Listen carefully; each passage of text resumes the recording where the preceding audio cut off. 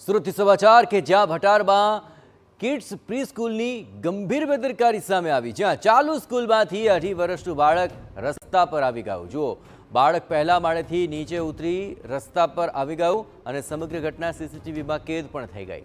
બાળકના માતાએ સ્કૂલ તંત્ર સામે આ સવાલો ઉઠાવ્યા। જે બાળકને આ પ્રકારની બેદરકારી તેની પ્રત્યે દાખવવામાં આવી અને જો બાળકને કંઈ થઈ ગયું હોત તો તેનો જવાબદાર કોણ, આ સવાલ ઉઠવો સ્વાભાવિક છે। ये मेरा बच्चा 2.5 साल का निरामेज है, किड्स वर्ल्ड स्कूल में पढ़ता है और इसके टीचर लोग को पता भी नहीं है ये स्कूल के बाहर कब रोड पे आ गया। मेरे पास किसी बाहर से तीसरे जने का फोन आया है कि आपका बच्चा रोड पे घूम रहा है और मैं स्कूल में पहुंची हूँ और इन स्कूल वालों को जब तक नहीं पता था कि बच्चे स्कूल में है कि नहीं।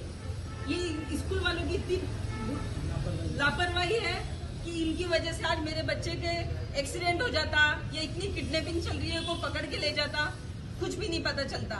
तो मैं हर पेरेंट्स को ये बोलना चाहूंगी, ऐसी वैसी स्कूल में अपने बच्चों को नहीं पढ़ाए और इनके लिए स्ट्रिक्ट एक्शन ले। બિલકુલ, આ વાલીની જે ચિંતા છે તે સ્વાભાવિક છે। તેનો વાહલસો આ રીતે બહાર રઝળી રહ્યો છે અને સ્કૂલ સંચાલકોને તેની કોઈ જાણ પણ નથી। વધુ વિગતે વાત કરવા માટે જોડાઈ રહ્યા છે ટીવી 9 સંવાદદાતા બલદેવ સુથાર। બલદેવ, ચોક્કસપણે આ તો બેદરકારી છે, કારણ કે બાળકોને જે શાળામાં મૂકવામાં આવી રહ્યા છે વાલીઓનો એક ભરોસો હોય છે, ભરોસો પણ તૂટ્યો છે। શું આ શાળા તરફથી, આ સ્કૂલ તરફથી આ મામલે કોઈ ખુલાસો અપાઈ રહ્યો છે ખરો? જે રીતે સુરતના જે બટર વિસ્તારની જે ઘટના સામે આવી છે, જેની અંદર બટર વિસ્તારમાં આવેલી કિડ્સ પ્રી સ્કૂલની અંદર ગંભીર બેદરકારી છે સ્પષ્ટપણે જોવા મળે છે। કારણ કે જે રીતે જે સ્કૂલો જે છે પોતાની મનમાની ક્યાંક ને ક્યાંક ચલાવતી હોય છે, જે રીતે ગાઈડલાઈનો હોય છે જે જિલ્લા શિક્ષણ અધિકારીની હોય છે કે મેદાન હોવું જોઈએ વગેરે વગેરે, પણ જે રીતે જે પ્રી સ્કૂલ છે, પ્રી સ્કૂલની અંદર જે રીતે રોડ ઉપર જ જોઈ શકાય છે કે રોડ ઉપર જ આ સ્કૂલ છે તે શરૂ કરી દેવામાં આવી છે। અને ખાસ કરીને જે નાના બાળકો જ્યારે સ્કૂલમાં હોય છે અને તે દરમિયાન એક બાળક છે તે પોતાની સ્કૂલની અંદરથી ચાલુ સ્કૂલમાંથી અચાનક જ જે નીચે ઉતરી જાય છે અને પોતે જે રોડ ઉપર આંટાફેરા મારતો દેખાય છે।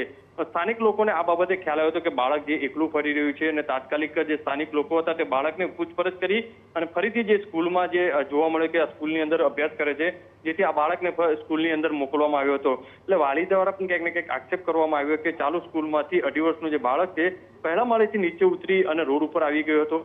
કદાચ કોઈ ગંભીર ઘટના બને તો તેની પાછળ જવાબદાર કોણ, તે પણ એક મોટો સવાલ ઉભો થઈ રહ્યો છે। જે બાળકની માતા છે પણ એ પણ ક્યાંક ને ક્યાંક આક્ષેપ કરી રહી છે કે આ રીતની આવી સ્કૂલની અંદર પોતાના બાળકોને અભ્યાસ કરાવવા ન જોઈએ, કારણ કે ખરેખર સિક્યુરિટી જે આવી સ્કૂલોની અંદર રાખવી જરૂરી છે। કારણ કે જે અલગ અલગ સ્કૂલો પ્રી સ્કૂલ હોય છે, પ્રી સ્કૂલની અંદર જે ગમે ત્યાં સોસાયટી હોય અથવા તો મેન રોડ હોય છે ત્યારે સ્કૂલો ચાલતી હોય છે, મેન ગેટ હોતા નથી, મેન ગેટ ખુલ્લા હોય છે, તે પણ ગંભીર બેદરકારી છે। સીસીટીવીની અંદર સ્પષ્ટપણે જોઈ શકાય છે કે નાનું બાળક છે તે પહેલા માળેથી નીચે ઉતરી અને રોડ ઉપર એકલા આંટા મારતા જોવા મળી રહ્યા છે। બિલકુલ બલદેવ, તમામ ગતિવિધિઓ પર આપ નજર રાખી રહેજો, પણ આ દ્રશ્યો આપ જુઓ, કેટલી ગંભીર બેદરકારી આ સ્કૂલની કહેવાય। માત્ર 2.5 વર્ષનું બાળક રસ્તા પર રઝળી રહ્યું છે અને સ્કૂલ સંચાલકો કે શિક્ષકોને ખબર પણ નથી કે આ રીતે બાળક તેમની બેદરકારીને કારણે બહાર નીકળી ગયું છે। શાળાની જવાબદારી છે કે તેઓ નાના બાળકોને સાચવે, વાલીઓનો ભરોસો છે તેને